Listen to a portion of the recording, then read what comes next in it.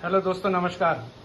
आज रविवार का दिन है और इस दिन सभी लोग अपनी छुट्टियों को अपने तरीके से एंजॉय करते हैं और हमने भी सोचा कि आज के दिन को थोड़ा सा कॉन्टिनेंटल बना दिया जाए। हम लगभग रोज अपने पहाड़ी परंपरा वाले खाने को और दाल चावल सब्जी रोटी के साथ में खाना परोसते हैं, तो आज सोचा क्यों ना लंच को ब्रंच बना दिया जाए और इस लंच में हम बर्गर बनाएं। तो मैं पहले उसके इंग्रेडिएंट आपसे शेयर करता हूं कि आज हम क्या क्या कर रहे हैं। ये बन्स हैं जो कि बीच में से काट लिए गए हैं।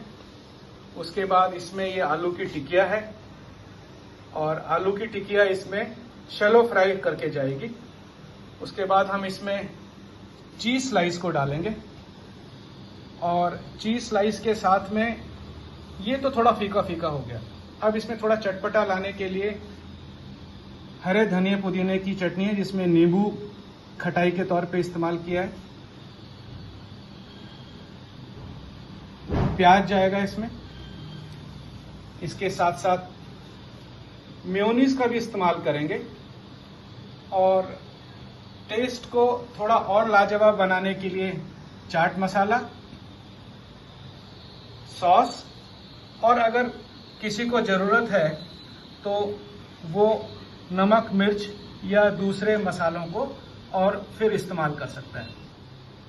साथ में स्वाद को और लाजवाब बनाने के लिए इसमें खीरे का इस्तेमाल होगा, इसमें टमाटर जाएगा और जैसा मैंने आपको बताया था कि हरे धनिया पुदीने की चटनी है और प्याज है। इन सब इंग्रेडिएंट को हम लोग एक एक करके इस्तेमाल करेंगे और कोशिश करेंगे कि ये जो बर्गर बने ये स्वाद में लाजवाब बने।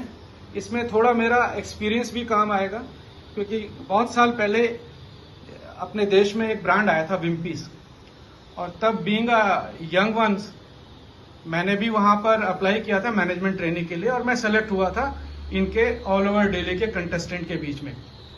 तो वहां मैंने सिर्फ मैनेजमेंट ट्रेनिंग की थी जिसमें मेरे को बर्गर कैसे बनाया जाता है, उसका इस्तेमाल कैसे होता है, कैसे उसमें स्वाद मुंह में आना चाहिए। मैं आपको एक मजे की बात बताऊं कि जब हम बर्गर बनाते हैं या बर्गर खाते हैं तो बहुत कम लोगों को शायद मालूम होगा कि उसमें जो इंग्रेडिएंट जाते हैं अंदर वो एक ऑर्डर में जाते हैं। ऐसा नहीं कि आपने बर्गर खोला, उसको थोड़ा सा तल दिया, शैलो फ्राई किया, उसमें उसकी आलू की टिकिया लगाई, टिकिया के साथ में आपने प्याज, चीज, लेटिस के पत्ते, मेयोनीज, सॉस ये सब एक एक करके डाल दिया। ऐसा नहीं है डियर।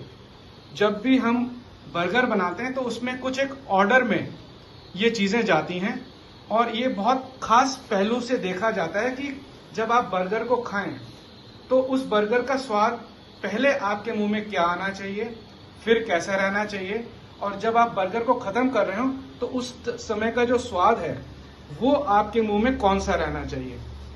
तो ये बड़ा एक साइंटिफिक तरीके से डिजाइन किया हुआ एक ऑर्डर होता है जिसमें पहले बर्गर के साथ में कौन सी टॉपिंग लगाई जाएगी, उसमें आलू की टिकिया या चिकन का अगर आप बना रहे हैं तो वो चिकन या आलू की टिकिया की जो है इंग्रेडिएंट है वो किस ऑर्डर में जाएगा, आपको प्याज कौन से ऑर्डर में डालना है, टमाटर और खीरे का इस्तेमाल अगर आप कर रहे हैं तो किस ऑर्डर में करना है। तो कहने का मतलब है कि जितनी लेयर इस बर्गर के अंदर जाएंगी वो एक ऑर्डर में होती हैं और उनका एक रीजन होता है।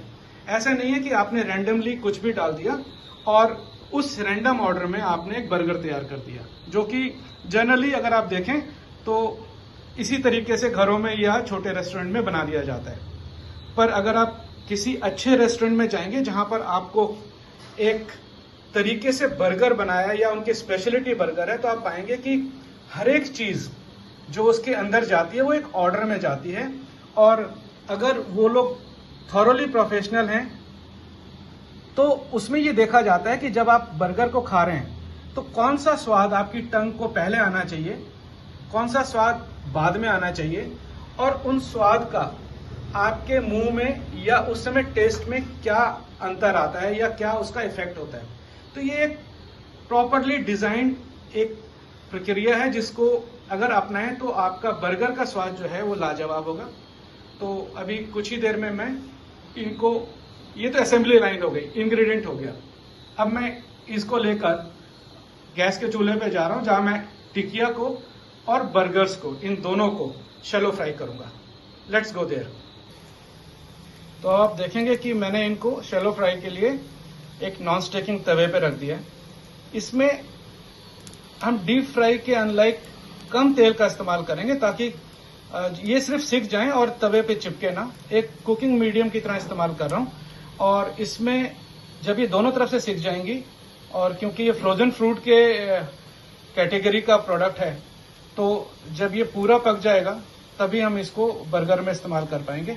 अभी जो इनकी मॉइस्चर कंटेंट है वो थोड़ा सा अभी इनमें बचा है, जबकि इनको मैंने करीब 1.5-2 घंटे पहले फ्रीजर से निकाल लिया था। तो अभी इनको थोड़ा सा समय लगेगा, और फिर मैं आपके साथ शेयर करता हूं कि इनको मैंने किस तरह से शैलो फ्राई किया है, और शैलो फ्राई करने के बाद क्या ये अब बर्गर के अंदर जाने के लिए तैयार हैं। आप ये देखिए कि ये वेज प्रोडक्ट है, आलू की टिक्कियां हैं। क्योंकि आजकल पितृपक्ष चल रहे हैं, श्राद्धों का महीना है, तो परिवार में नॉन वेज, अंडा, इस तरह की चीज़ों का उपयोग और लाना जो है अभी हमने निषेध किया हुआ है। तो इसलिए हम अभी आज इसको प्योरली वेज ब्रंच के तौर पे एंजॉय करेंगे। अब आप देखिए मैंने इनको पलट दिया, और फ्राई होने के लक्षण जो हैं, साइन जो हैं, वो इन टिकिया में एक तरफ से दिखने लगे हैं। अभी इनको 5-10 मिनट और धीरे धीरे धीमी आंच पे पकाया जाएगा, ताकि जले ना। इसकी एक ट्रिक ये है कि अगर आप इसको तेज आंच पे स्टोव पे या गैस पे चलाते हैं, तो बीइंग अ पोटैटो टिकिया, ये जलने का डर होता है। तो इसको आप मीडियम या मीडियम से थोड़ा सा कम आंच पे जलाएं। उससे क्या होता है कि पलटते वक्त या टोटल प्रोसेस में ये जलेंगी नहीं और अंदर तक सिक जाएंगी। हमारा मेन पर्पस है कि ये बाहर से अच्छी कुरकुरी रहे, और अंदर का जो इनका मटेरियल है, जो मैश किया हुआ है आलू के साथ में सब्जियां, वो अच्छी तरह से उसमें गर्माहट पहुंच के वो पक जाए। असल में तो अंदर बिल्कुल नहीं पकती, ये तो कहने की बात है, पर फिर भी उसमें जो गर्माहट जाके वो सिक जाएगी। अनलाइक जहां से ये आई हैं फ्रोजन कैटेगरी से, डीप फ्रीजर से, उसका इफेक्ट ना रहे। तो इनको हम बार बार पलटेंगे, और पलटने के बाद जब ये दोनों तरफ से इस तरह की गोल्डन ब्राउन शेप ले लें, तो हम इनको मानेंगे कि ये तैयार है बर्गर के अंदर जाने के लिए। मुझे लगता है ये दोनों तरफ से सिक गई हैं, और इनको निकालने का समय आ गया। क्योंकि अगर हम ज़्यादा देर रखेंगे तो आपने ध्यान दिया होगा बीच की 2-3 टिक्कियां जो हैं उनमें कालापन, जो आंच की तेजी का है, वो दिखने शुरू हो गया। तो इनको अब हम निकाल लेते हैं, और इसके बाद जो सेकंड फेज होगा शैलो फ्राई का, वो बर्गर्स का होगा। तो देखिए अब शैलो फ्राई का जो टाइम है वो बर्गर का है। तो मैंने इसमें अभी 3 सेट जो हैं वो लगाए हैं, और इनको मैं एक ही तरफ सेकूंगा, ताकि उसमें जो ब्रेड का जो थोड़ा सख्तपना है वो लूज हो जाए, और ये ऊपर तक जब इसमें अंदर से भाप जाएगी तो वो सॉफ्ट हो जाएंगे। क्योंकि अगर हम दोनों तरफ से सेकते हैं तो फिर वो मुंह में लगेगा। हमारा पर्पस इसको शैलो फ्राई करने का है कि इसमें जो ब्रेड में जो मॉइस्चर है वो गर्म करने से थोड़ा बाहर आए, और अंदर तक की जो ब्रेड की जो लेयर्स हैं वो लेयर सिक के सॉफ्ट हो जाएं, ताकि खाने में आपके पास में सिका हुआ टिकिया है, साथ में कुरकुरा आपका प्याज होता है, तो ये जो ब्रेड है वो सॉफ्ट होनी चाहिए। अगर ब्रेड सॉफ्ट है तो आपको खाने में मजा आएगा, वरना अगर सारे इंग्रेडिएंट ही कुरकुरे और सख्त नेचर के होंगे तो आपको वो टेंडरनेस नहीं आएगी जो इस डिश को खाने में आनी चाहिए। अब ये देखिए मैंने इसको शैलो फ्राई कर लिया था, बन को भी, और बन के साथ साथ में अब इसमें जो इंग्रेडिएंट हैं, मैंने सबसे पहले इसमें आप देख रहे होंगे हरी चटनी लगाई है। हरी चटनी के ऊपर मैंने प्याज रखा है। प्याज के बाद मैंने उस पर थोड़ा सा चाट मसाला डाला है, और चाट मसाले के बाद में क्योंकि वो नमकीन आ गया तो उसको काउंटर करने के लिए मैंने इसके ऊपर खीरा डाला है, जिस पे मैं कोई टॉपिंग नहीं लगाऊंगा अभी। खीरे के साथ में हम यहाँ पर अब एक आलू की टिकिया जो है उसको रखेंगे, क्योंकि अब थोड़ा सा नमकीन आना चाहिए। नमकीन के बाद में हमारे पास में चीज़ स्लाइस है, तो हम चीज़ स्लाइस को भी इसके ऊपर रखेंगे। और ये एक ऐसा कॉम्बिनेशन है जिसमें आपको अलग अलग स्वाद इसको काटने के साथ में आएंगे।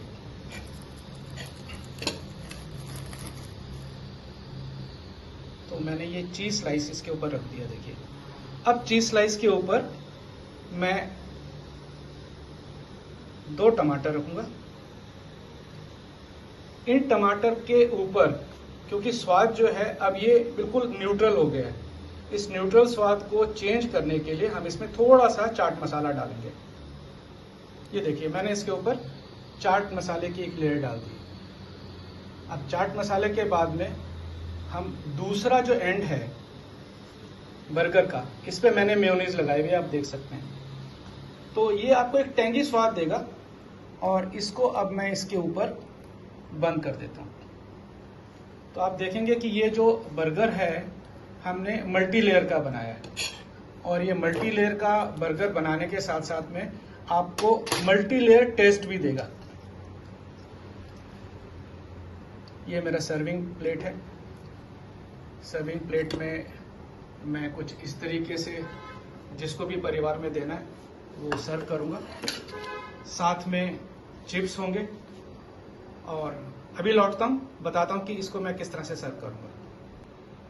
तो फ्रेंड्स देखिए कि अब ये मेरी सर्विंग ट्रे है। इसमें मैंने मल्टी लेयर बर्गर तैयार किया है, जिसमें मैंने मेयोनीज का इस्तेमाल किया है, जिसमें मैंने हरी चटनी का इस्तेमाल किया है, प्याज है, चाट मसाला है, और एक पूरी स्लाइस जो है वो चीज़ की है। साथ में आलू के चिप्स हैं, वेफर्स, और एक सॉफ्ट ड्रिंक ऑरेंज। तो ये मेरी एक सर्विंग प्लेट है, जिसमें इंग्रेडिएंट क्या क्या है मैं एक बार दोबारा रिकैप कर देता हूँ। चीज स्लाइस है, टमाटर है, खीरा है, आलू की टिकिया है। मसाले अगर किसी को चाहिए हो एक्स्ट्रा तो ये मसाले मैंने यहाँ पर रखे हुए थे, पर इसकी ज़रूरत नहीं पड़ी। सॉस है, सॉस का इस्तेमाल नहीं किया, अगले बर्गर में कर सकता हूँ स्वाद के को ऑल्टर करने के लिए। चाट मसाला है, मेयोनीज है, प्याज है, धनिया पुदीने की चटनी है जिसमें नींबू खटाई के तौर पे इस्तेमाल की है। तो ये एक होलिस्टिक व्यू में आपको दिखा देता हूँ कि ये मेरा टेबल है जो मैंने असेंबली लाइन की तरह इस्तेमाल किया है। और उम्मीद है आप भी अपने संडे को एंजॉय कर रहे होंगे अपनी तरीके से, और जिस भी तरीके से करें उसको एंजॉय करें, क्योंकि कुकिंग मेरी एक फेवरेट पास टाइम या स्पेयर टाइम की एक हॉबी भी है काफ़ी लंबे समय से। तो मैं इसको एंजॉय करता हूँ, और जैसे मैंने पहले भी अपने वीडियो में कई बार बताया कि ये मेरे लिए एक स्ट्रेस बस्टर्स भी है, जिसको मैं एंजॉय करता हूँ। पूरे परिवार का आज का ब्रंच की रिस्पॉन्सिबिलिटी मैंने ली है, तो आप देख सकते हैं। उम्मीद है आपको भी पसंद आएगा, और इसमें अगर आपको कुछ इम्प्रूवमेंट के या कोई कमेंट करने का मन करे तो मेरे को ज़रूर बताइएगा। और इसके साथ साथ कुछ और नए वीडियो बनाकर मेरे YouTube चैनल पे आप देखेंगे कि आने वाले हैं। और देखिए, एंजॉय कीजिए। वर्चुअली टेस्ट कराने के लिए तो मैं अभी आपको सिर्फ ये ट्रे की इमेज ही दिखा सकता हूँ। उम्मीद है आप इसको देख के अप्रिशिएट करेंगे, और अपने संडे को आपने किस तरह से इंजॉयबल बनाया ये जरूर बताएंगे। Thank you, have a nice day, God bless you.